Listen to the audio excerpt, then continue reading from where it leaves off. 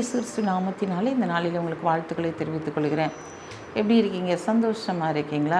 உங்களை சந்திக்கிறதுல மிகுந்த மகிழ்ச்சி அடைகிறேன். இந்த நாளிலும் பிறந்த நாளை திருநாளை கொண்டாடுகிற பிள்ளைகளை இயேசுவின் நாமத்தினால் ஆசீர்வதிக்கிறேன். இந்த நாளில் ஆண்டவரே, என்னுடைய வாழ்க்கையில் ஒரு நிலையான ஒரு ஆசீர்வாதத்தை கொடுக்க மாட்டீரா?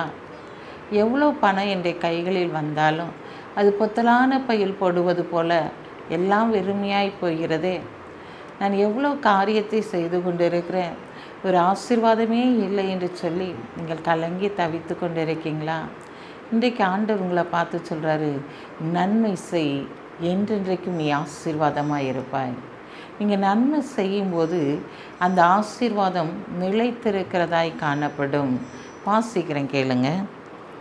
சங்கீதம் 37:27.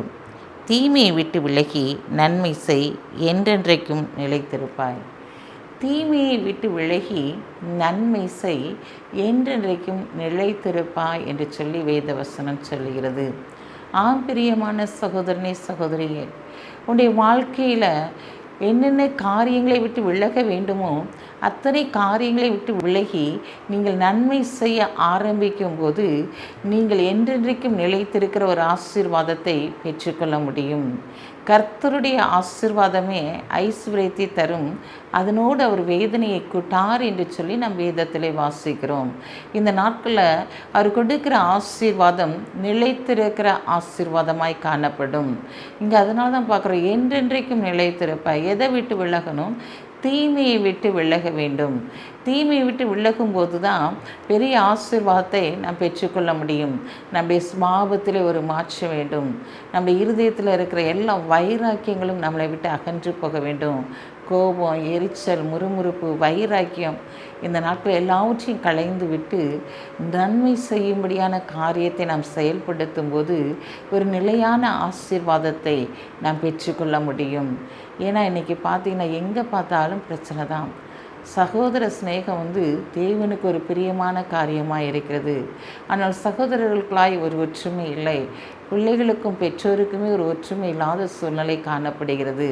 இந்த நாளில் நாம் தேவனை நோக்கி பார்க்க வேண்டுமானால், தேவன் நிலையான ஒரு ஆசீர்வாதத்தை தர வேண்டுமானால் இந்த நாட்கள் நம்முடைய சுபாவத்திலே ஒரு மாற்றம் வேண்டும், நம்முடைய செய்கையிலே ஒரு மாற்றம் வேண்டும். ஏன்னா அவர் கிரியைக்கு தக்க பலன் நம்மளோடு கூட கடந்து வருகிறது என்று சொல்லியிருக்கிறார். இந்த நாளில் அவருடைய முகத்தை நாம் நோக்கி பார்க்கும்போது பிரகாசிக்க பண்ணுவேன் என்று சொல்லியிருக்கிறார். பிரியமானவர்களே, இந்த நாளில் என்னென்ன காரியத்தில் உங்களுடைய வாழ்க்கையில் குறைகள் இருக்கிறதோ எல்லா குறைகளையும் விட்டு விலகி நீங்கள் நன்மை செய்யும்போது ஒரு நிலையான ஆசீர்வாதத்தை பெற்றுக்கொள்வீங்க. அப்போ என்ன நடக்கும் அப்படின்னு சொன்னால், குறைவானது ஒழிந்து போகும், நிறைவானது வரும்போது. அப்போ இந்த நாளில் அந்த நிறைவான ஆசீர்வாதத்தை, நிலைத்திருக்கிற ஆசீர்வாதத்தை நீங்களும் நானும் பெற்றுக்கொள்ள வேண்டுமானால் நம்மகிட்ட என்னென்ன காரியங்கள் தீமையானது இருக்கிறதோ அதை விட்டு விலகும்போது என்றென்றைக்கும் நிலைத்திருக்கிற ஆசீர்வாதத்தை நீங்களும் நானும் பெற்றுக்கொள்ளுவோம். கண்களை மூடி ஜெபிப்போம். அன்புள்ள ஆண்டவரே, இந்த நாளுக்காக உமக்கு நன்றி செலுத்துறையா. இந்த நாளிலும் உடைய பிரசன்னத்தினால் உடைய பிள்ளைகளை நிரப்புங்க. யார் யாரிடம் என்னென்ன குறைகள் இருக்கிறதோ அதை விட்டு விலகும்படியான காரியத்தை நீர் உன்னதத்திலிருந்து செய்யுங்கப்பா.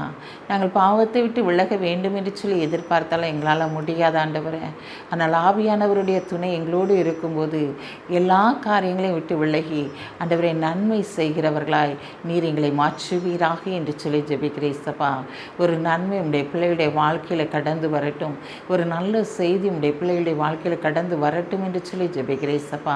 இந்த நாளில் பிறந்த நாளை திருநாளை கொண்டாடுகிற பிள்ளைகளை இயேசுவின் நாமத்தினால் ஆசீர்வதித்து ஜெபிக்கிறேசப்பா. உன் மன விருப்பத்தின்படி உனக்கு ஆவியின் தந்தரளி உன் ஆலோசனைகளை நிறைவேற்றுவேன்னு சொன்ன வார்த்தையின்படி உடைய பிள்ளைகளுடைய மன விருப்பங்கள் நிறைவேறட்டும். இயேசுவின் நாமத்தில் ஜெபிக்கிற நல்ல பிதாவே, ஆமென்.